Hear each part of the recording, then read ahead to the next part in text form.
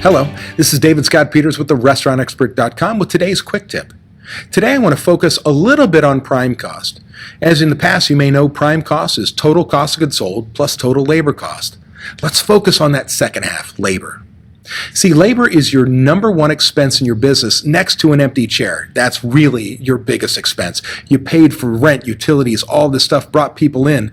If you got nobody to serve, nobody to sell to, you're losing money.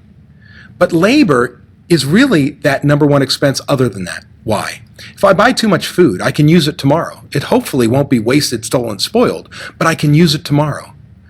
If somebody works a minute, tick, I owe. If they work another minute, tick, I owe.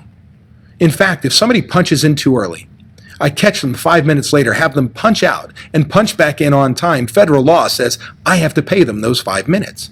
So you can see you can't just use it, save it, use it later like food, right? Buy it and use it later. As soon as it worked, you owe. So you need to have systems in place to help control that expense. Whether it's having scheduling systems to make sure any manager can write any schedule, it's not dependent on a person.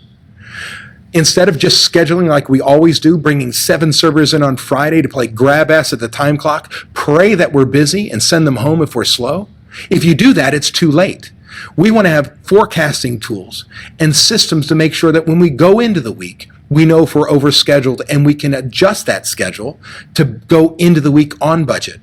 You need to have systems in place to control labor on a daily basis, that we're looking at whether we're utilizing people in the right places at the right time to maximize our efficiencies, making sure the guest gets the best experience possible, the best food and booze is put out, but bottom line, we're going to make money.